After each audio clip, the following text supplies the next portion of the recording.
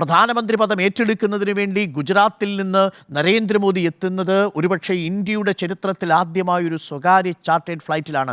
ആ flight own and operated by അദാനിയാണ്. അതിനപ്പുറം ഒന്നും ഒരുപക്ഷെ വിശദീകരിക്കാനുണ്ടാവില്ല. വരും ദിവസങ്ങളിൽ ഈ പ്രചരണവും ശക്തമാകുമെന്നാണ് ഞാൻ മനസ്സിലാക്കിയിരിക്കുന്നത്. ആ അർത്ഥത്തിൽ കോൺഗ്രസിൻ്റെ കയ്യിലേക്ക് ഈ തെരഞ്ഞെടുപ്പിൻ്റെ ബാറ്റൺ കൊടുത്തിരിക്കുകയാണ് നരേന്ദ്രമോദി എന്നാണ് എൻ്റെ പക്ഷം. വരും ദിവസങ്ങളിൽ ഇതാണ് ഇനി കോൺഗ്രസ് ഏറ്റെടുക്കുന്നതെങ്കിൽ നരേന്ദ്രമോദി നന്നേ വിയർക്കും. കാരണം ഓൺ ഗ്രൗണ്ട് നമ്മുടെ മുൻപിലുള്ള കണക്കുകൾ പറയുന്നതും അതുതന്നെയാണ്. റിസർവ് ബാങ്കിൻ്റെ കണക്കുകൾ നമ്മളോട് പറയുന്നതാണ്. 10.6 ലക്ഷം കോടി രൂപയാണ് ഇന്ത്യയിലെ ശതകോടീശ്വരന്മാർക്കു വേണ്ടി നമ്മളുടെ പൊതുമേഖലാ ബാങ്കുകൾ എഴുതിത്തള്ളിയിരിക്കുന്നത് എന്നുള്ളതാണ്.